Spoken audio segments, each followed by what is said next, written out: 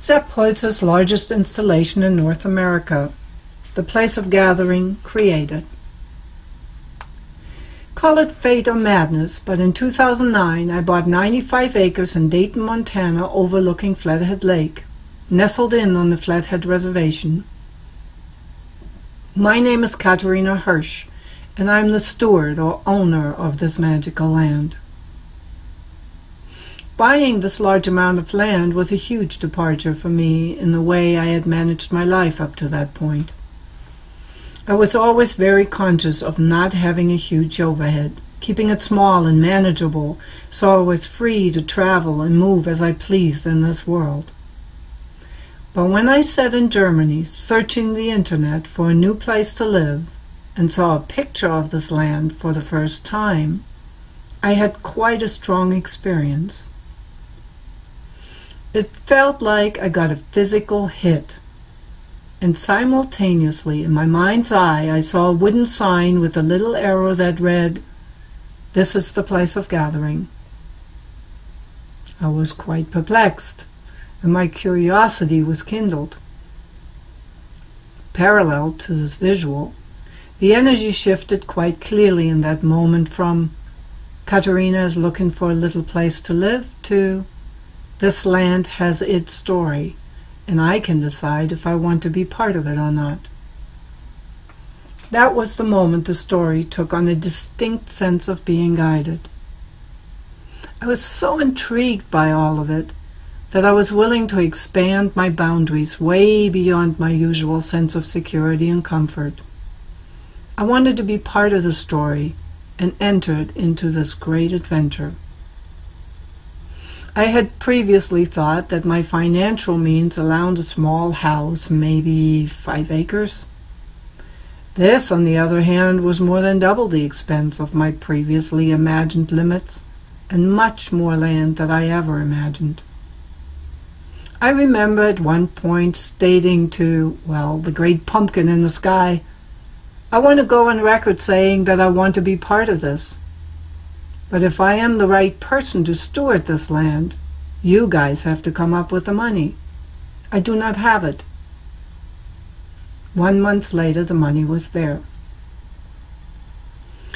It was possible to own land on this reservation because it was considered an open reservation, a concept that most of us are not familiar with, and neither was I, but I learned.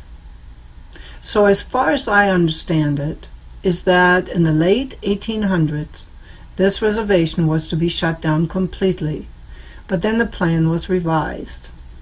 The idea was to have all native people be counted, that is, whoever let themselves be counted at that time, and then those people would get an allotment of land, 75 acres per person to be precise. That means that the individual tribal member was owning the land now, not the tribe, which is the case in most reservations. The remaining land was confiscated by the state and given to enthusiastic religious farmers. There was a great push to convert the tribal people to farmers as well, and we won't go into the religious aspect at this time. We're talking about a people of nomadic hunters and gatherers. Needless to say that a lot of those land parcels were lost to the individuals through simply not relating to even owning land. This land that I bought transferred ownership to the white population in the 20s, I believe. But the ancestors of the original owners still live there as neighbors. I arrived in Dayton December 29, 2009. The original house that I now moved into had to be completely restored. It had been unlivable. Fortunately, 10 years before my arrival, a builder came to Vashon Island, which is where I lived at that time, to create one of his patented constructions for a couple of friends of mine. Terra homes are beautifully designed, including Roman arches without support posts, roof lines which dance and move and are pleasing to the eye. In short, I had to come and see this creation and meet the guy who had birthed it. I found myself in front of a German pipe-smoking man who shared my birth town, Berlin. We chatted for 30 minutes, exchanging pleasantries, nothing more. He gave me his brochure, and I tucked it away, thinking, wow, if I ever would build a house again, which is really not what I want to do again, I would ask this man to do it. But I never talked to him again after that until, well, fast forward to the summer of 2009. My realtor and I were in the process of wondering what would be the next step now that I had my down payment and money for renovation. We concluded the next step was, of course, to find a builder. In the process of this discussion, I must have mentioned that story about the guy that made an impression on me 10 years ago, not having any idea where this guy might be at this point in time. My realtor looked at me and said, "You're talking about my best friend. He doesn't live in Montana anymore, but he is here right now for another job. I can call him and ask him to meet with you." We called him. We talked. He did not remember me, but told me that he would need to spend 3 days with me to see if he could build for me. That was okay with me. We did spend 3 days together discussing the renovation of the house.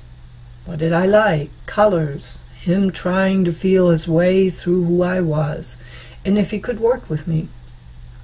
We decided that we were comfortable with each other, 2 kids from Berlin playing. At this point, I want to mention that we never signed a contract or any paper. We simply trusted each other, and that was enough.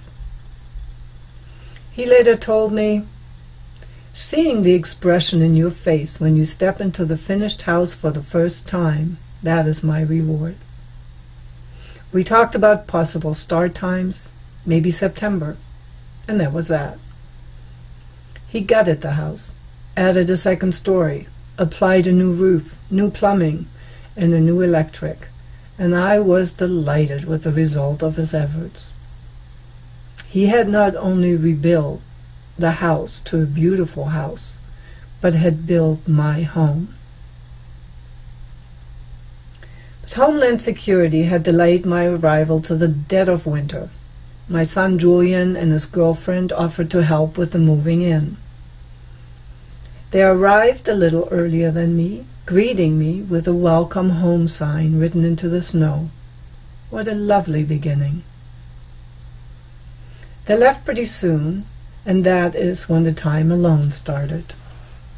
For 4 months I sat in the dead of winter, at the table, looking out the big window overlooking the wetland, experienced quite the range of emotion. On one end of the spectrum, wondering if I had made a terrible mistake, and on the other end, overwhelming gratitude that I could stay in this wonderful place, and I did not have to go home. I was already home. It was a time of severe self-inquiry. The only thing that helped me get through these intense times was an eagle that came and had breakfast with me about 5 days a week. She sat in front of the window, always at the same spot, in the same tree. First, not knowing the place, I thought that there must be a nest somewhere close by, and that was the reason the eagle came so often. Later, in April, I revised that understanding. What happened was that one day I was leaving my house to go into town and noticed 4 eagles sitting on the fence lining the driveway.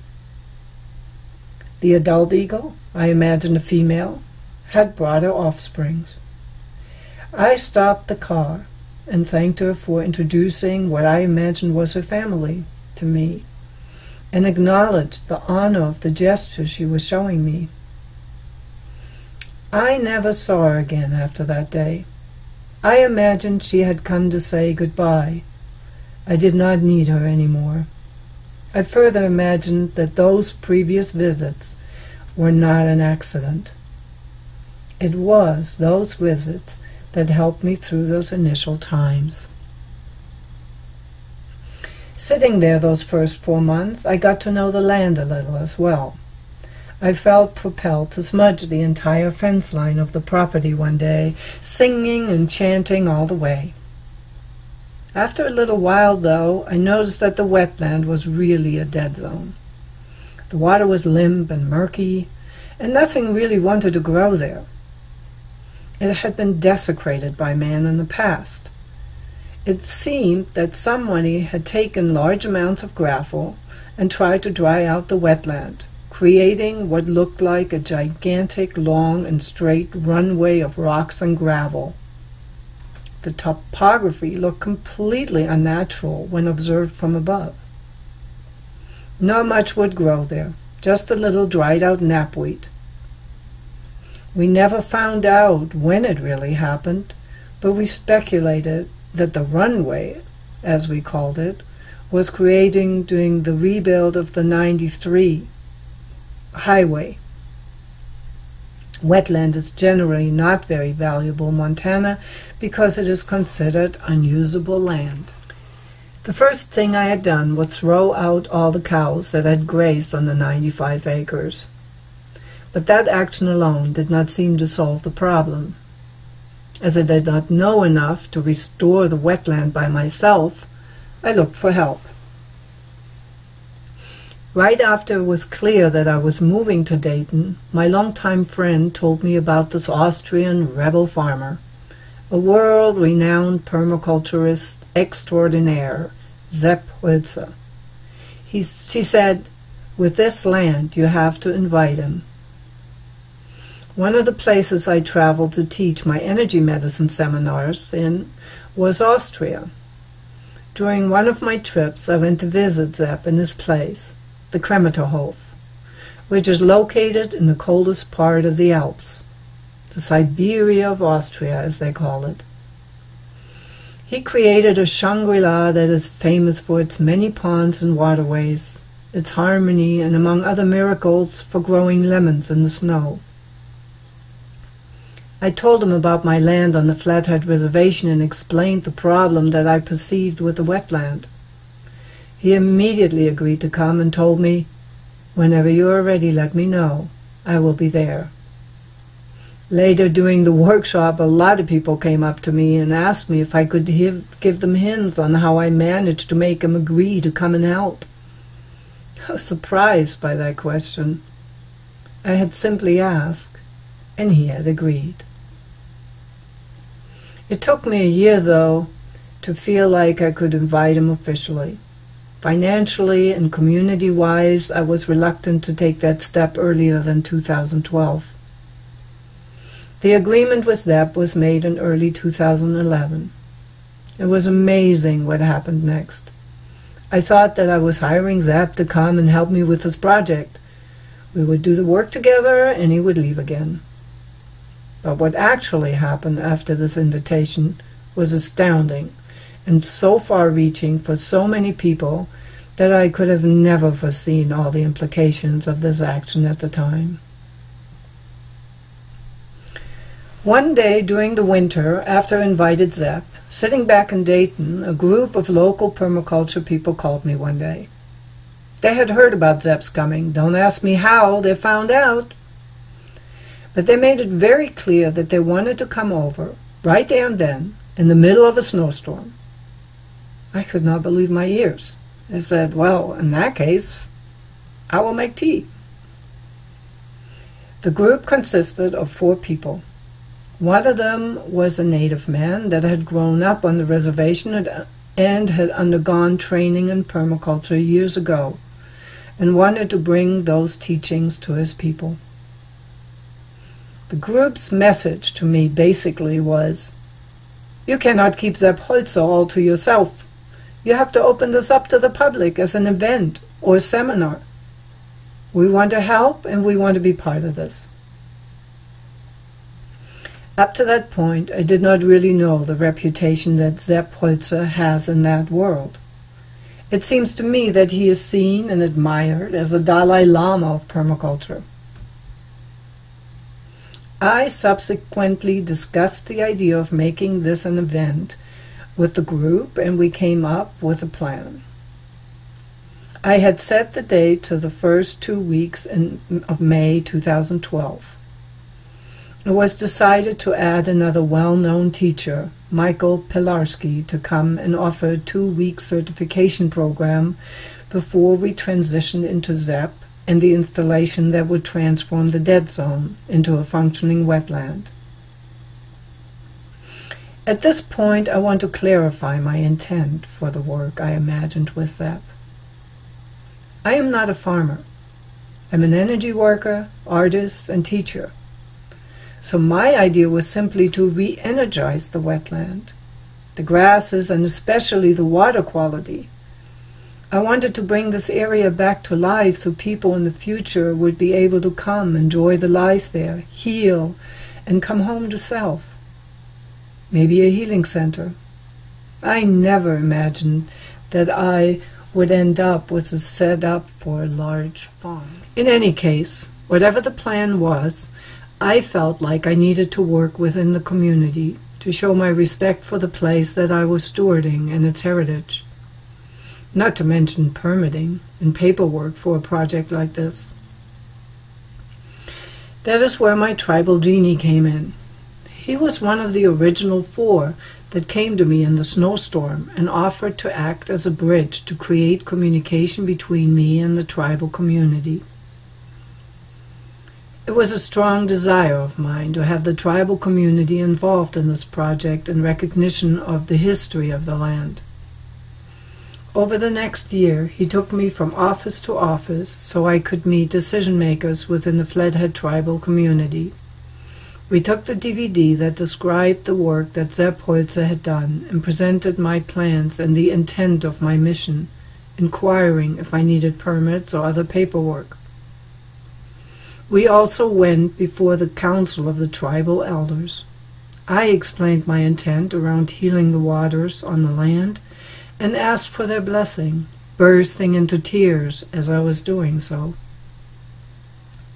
They listened, and shortly before the actual event took place, they agreed to come and bless us, as they explained.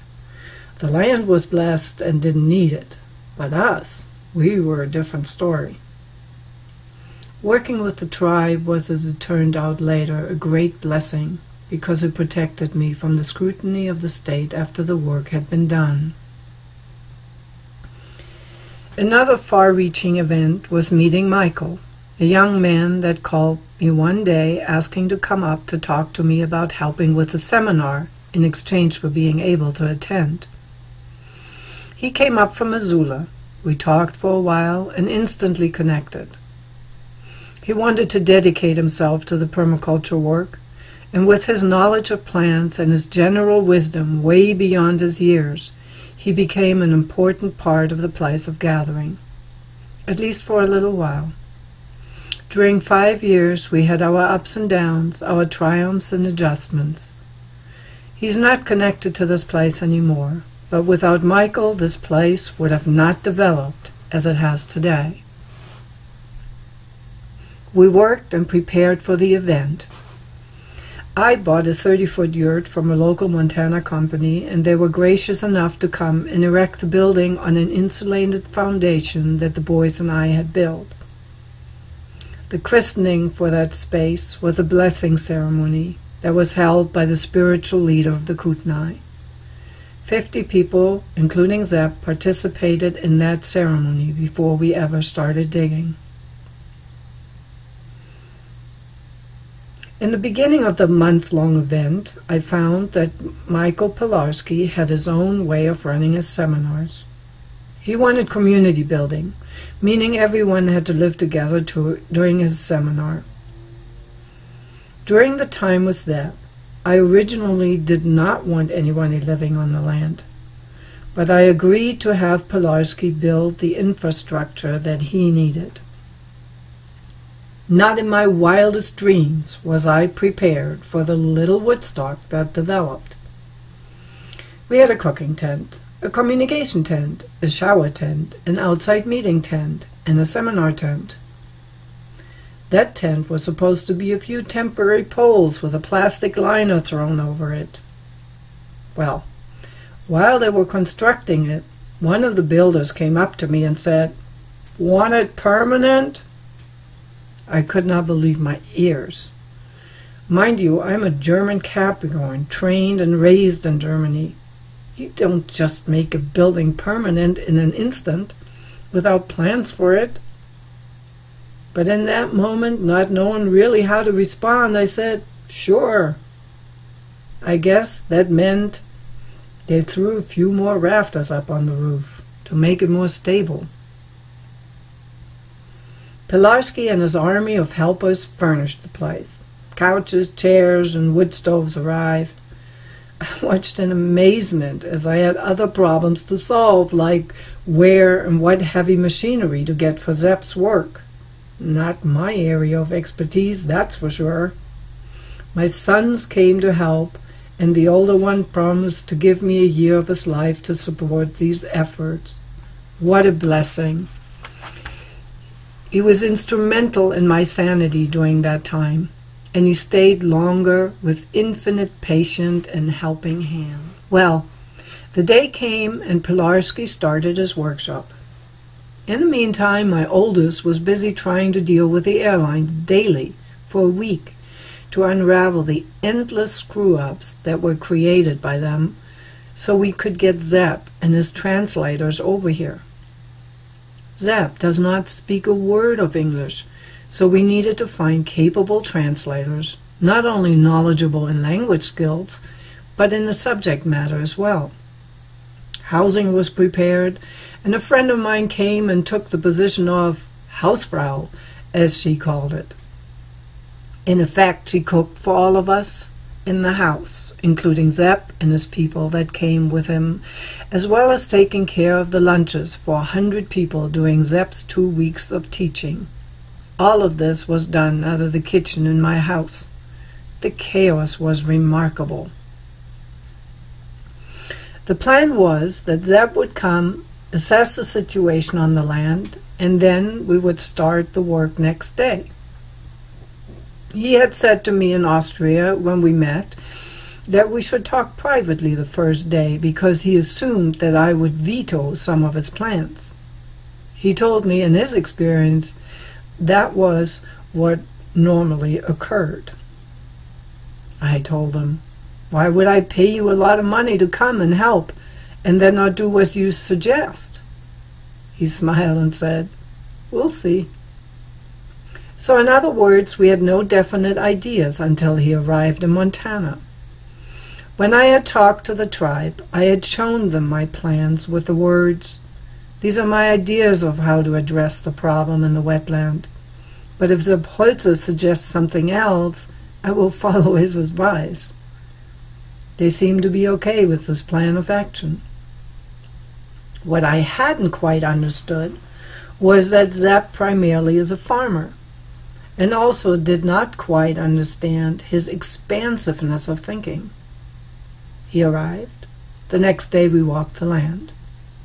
He was delighted with the possibilities that were open to us and proceeded to make a plan that basically would have set half the valley underwater. We called it Option 1. Sepp was right. I vetoed Option 1. And off we went to define Option 2. Which is what you are seeing now. Everything that was built out of the moment, without man-made materials.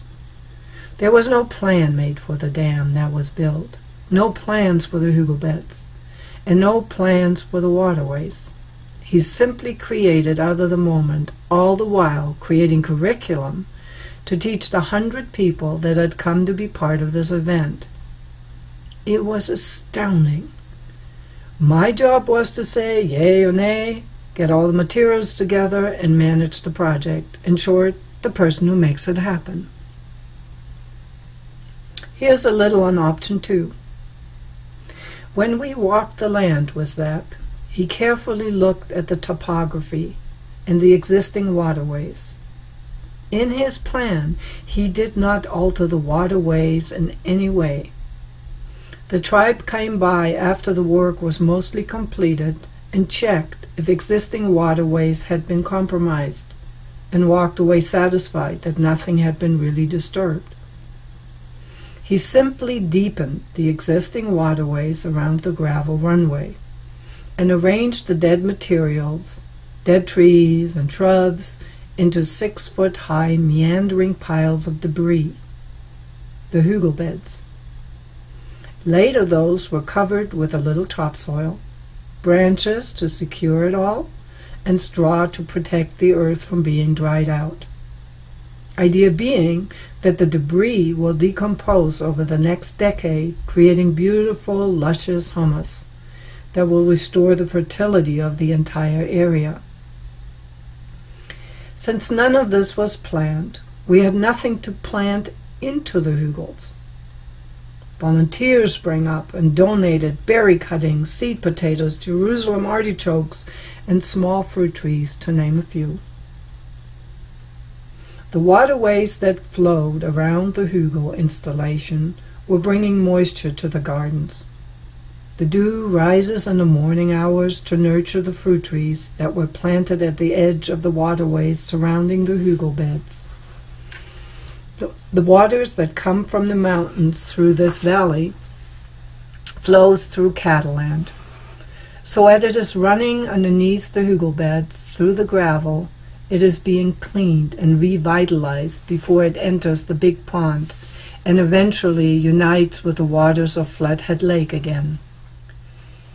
He then simply looked for the lowest part of the land to build the earthen dam to create Gamma, the largest and final pond in the system.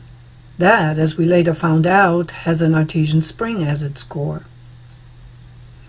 An overflow spillway would be added that leads the overflowing waters back to Flathead Lake. The idea of a permaculture installation is to bring natural elements together in a way so nature can restore itself and self-sustain in time to come. During the entire 2 weeks of the seminar, Sepp explained the dynamics of the entire installation with all its individual steps and added projects like insertion of spores into logs to harvest mushrooms in the little forest on the property, or creating his famous bone soup, little tricks of the master that are used for saving the young fruit trees from the deer. The first 2 weeks of Michael Pilarski's permaculture certification program went relatively smooth. We had to deal with seminar participants' personal issues and concerns, but we settled into life as good as it was possible, with 100 people that had come from all directions to be part of this event. Later I heard that during that month, babies were being conceived, relationships formed, and future permaculture practitioners were inspired. The transition to the installation work with Sepp, though, was a little rough, because both teachers had dramatically different approaches and personalities. Several of the permaculture people that Michael had attracted were very opposed to using large machinery, for example. And that was all about using machinery to help with his projects. Again, largeness of thinking. We smoothed out several ruffled feathers and started the project. I had made it very clear to all participants that this was not a cushy seminar, but this was a working project where everybody had to dig in. A once-in-a-lifetime opportunity to see and help Sepp in action. A few of the people had not quite understood this, I guess. So more ruffled feathers had to be straightened. It was amazing to watch the master assess the place, make the decisions, direct the machine operators, and then transition into teaching all of these people in the tent and in the field, describing the fundamental dynamics of the implementation he was going for. The one sentence I heard him say over and over and over again was, "The most important part is to listen. Listen to the land, the trees, the rocks," over and over and over again. Well, after the first week of digging, it became clear that the heavy machinery that I had hired wasn't even close to enough. I had no idea where to get more machines, never mind the additional cost that would be involved. One of our local seminar participants was involved in an extensive earth-moving project at his own place and had hired heavy machine operators who were now waiting for him to finish his seminar. He came up to me and offered his people, made one phone call, and next day they were in Dayton, starting with the building of the dam for Gamma, the big pond. Now we had one group of operators working on the hugel beds and one group of operators working on building the dam. Sepp went into details explaining the dynamics of how to build a pond without man-made materials to the group, so they had an understanding of what they were witnessing in the field. Later we used that knowledge to create another pond, created and built by us, Michael, Nick, and me, halfway up the hill. The first thing that happened, though, after they started digging, the heavy machinery promptly sank into the mud. As it turns out, we have an artesian spring right under the big pond that we call Gamma. Fortunately, nothing really bad happened. They caught the problem and saved the quickly disappearing machine and operator. But now we had to adjust.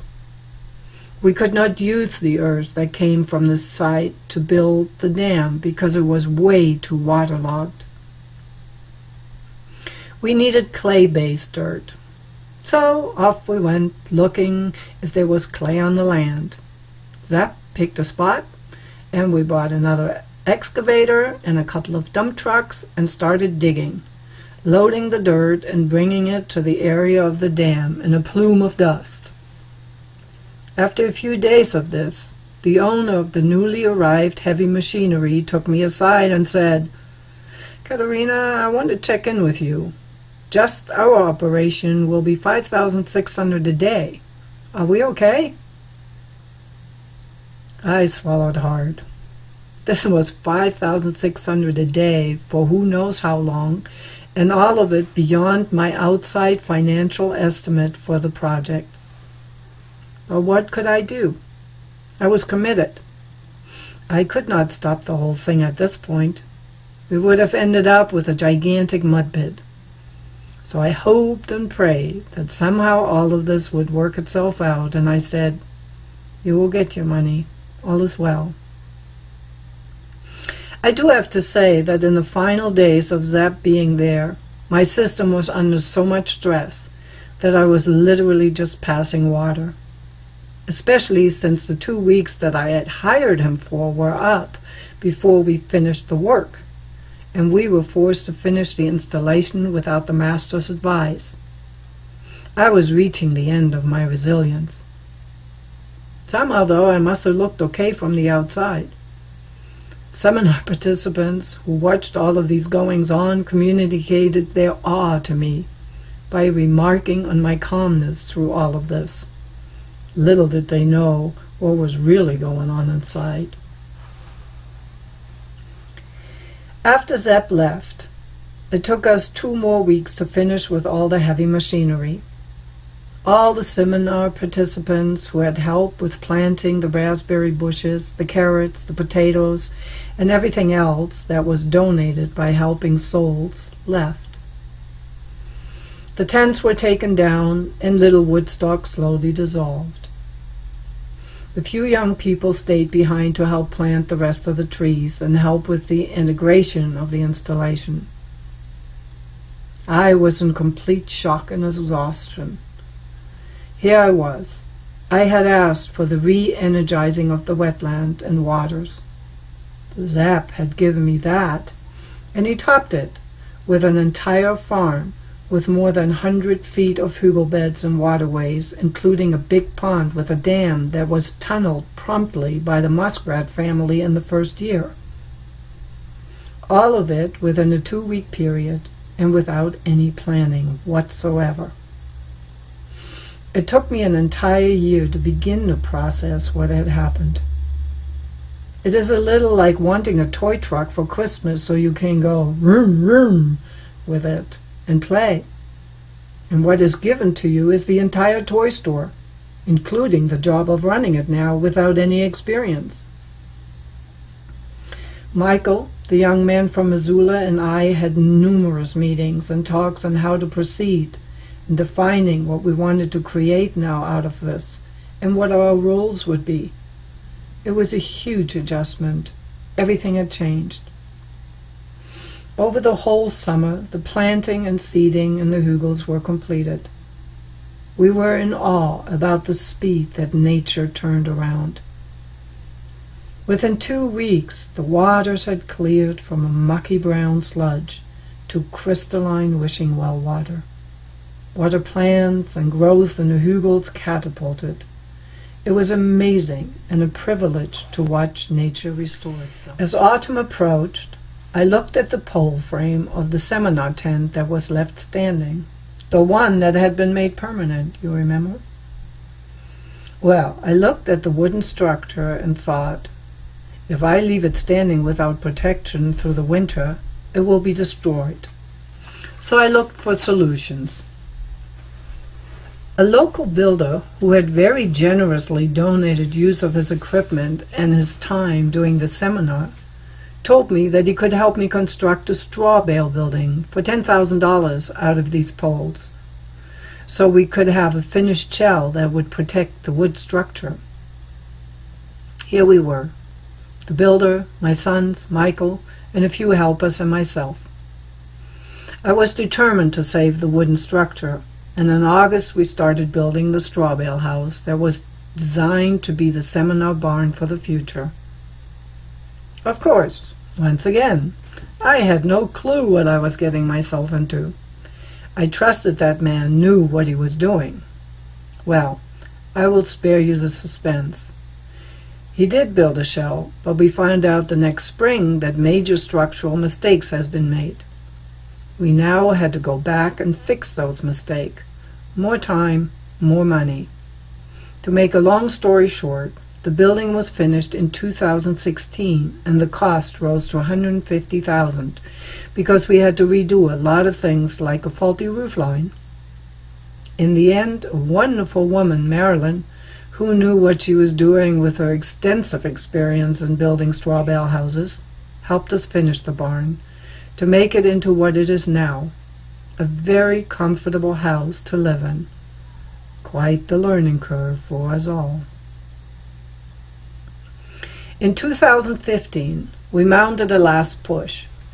We created a fundraising video, got 40% of the ask amount, and proceeded to fulfill 80% of the work promised. We added a timber frame structure to offer housing for all the wonderful people that came and helped. We finished all buildings, added a sunroom to the straw bale, carpeted the yurt, and made the waterways a cohesive system by connecting the big pond through underground pipes to a new holding pond halfway up the hill. The water is pumped up by an electric solar pump during the rainy season when there's plenty of water, and it flows down to the first pond, Alpha, re-entering the system of ponds and gardens when the waters are needed in the dry season. The entire system can be controlled through valves affecting the different ponds. In addition, we decided to add a misting system for the hugel beds and gardens that uses the water from Beta, the second pond in the system. I have lived with the installation now for nearly 6 years, and I am in awe of the changes in the water quality and its vitality that have occurred with resounding speed. Resilience of nature in action. The place that was a dead zone is now brimming with life. Bears are swimming in the pond or cooling down in the wetlands. The turtles have moved in and live in the big pond. Many different birds, cranes, eagles, hawks, and herons come to drink and hunt in the hugels. Owls have made their nests next to the gardens. The water is crystalline as it gets clear to the gravel that lays under the hugels, as well as the waterfalls in the system, before it meets with the waters of Flathead Lake. The whole story is miraculous in its development. I have never experienced anything like this. An exercise in expansion and faith, as I call it. At this point, I want to share another little anecdote. In 2014, a tribal man came by to see what we had created. He was not directly from this area, but was the head of all Western tribal health. He was quite pleased with what he saw and proceeded to ask me if I wanted to know a little of the history of the place. I was delighted. He ventured on to tell me that the hill in between my land and Chief Cliff was, and I quote, the place of gathering for all the people to come and gather and play and have fun and exchange during the summer months in their nomadic lifestyle. He did not know about my vision, or that I had named the place utilizing that vision. Goosebumps time. I realized then that the place of gathering was not needed to be built, but that in the beginning I had simply seen what the place was already all about. Hugel beds, waterways, the large pond otherwise known as the turtle nursery, a mushroom forest, a worm nursery, a maple grove, a yurt, a straw-bale house, and a duplex timber frame structure for housing future helpers were created. In addition, a 5-year plan to bring the ecological balance back to the grasslands through knapweed beetles was activated. No fertilizers, no chemicals. All of this was done through volunteer effort and financing through me and my ancestors. Thankfully, I was gifted an inheritance that carried us through up to now. I always wanted to share this place with people so they too can experience this incredible feeling that resides here on this sacred land. I wanted to invite artists and teachers and have people come, heal, play, and find their expression through stillness, arts, and creation in these gardens. I was also hoping to be of service for generations to come by supplying wonderful, nourishing food for the surrounding community and foster education about the changing paradigm of being. However, due to personal and financial reasons, I'm now looking for someone else to step in as steward and owner. I'm very much looking forward to meeting you, and with that, to more miracles to come. I will finish the story with a little poem which describes the journey a little. It is written by me and strongly influenced by Dr. Seuss. Place of gathering. I hear the question in the air, what are they really doing down there? Down there in Dayton, down by the lake. Are they hoeing, mowing, rowing, or even bake? I hear the Austrian Sepp came with his thunderous charm and changed the dead zone into a master plan. Created ponds and waterfalls fit for the fishes and hugel beds that will be prosperous and delicious. The waters are running and cleared within days to crystal clear wishing wells reflecting sun's rays. 100 people came to join the awe and left again with their mouth ajar. Katerina and Michael stood there in wonder and could hardly breathe, feeling the magnitude of this thunder. But the turtles, the muskrats, the cranes came and flew, just to mention the curious visitors few. On the ground the sweetest clover stood 7 foot tall. A forest of bees was invited by them all. We went to work with hammer and nails, built the meeting barn with straw that baled. Helping hands were offered along the way. Many blessings to you, that's all I can say. We built shelter for you now up on the hill, so you can rest your head without feeling wind's chill. A project like this, which grew even though no one was ready, Who knows what it can become when foundations are steady? Our doors will be open to all, to come together and imagine the impossible and live that call. A place that invites you to come and dream, lay down your heart and rest near a stream. Let yourself be nurtured and fully inspired so you can take your essence and dance well beyond retired. Play with clay or dig in the dirt, sit in stillness or wriggle your skirt. Whatever your pleasure, I hope you'll delight in the place of gathering and join Pegasus' flight. And with gratitude and kindness, I am Katharina Hirsch, amused. For more information, go to www.placeofgathering.com.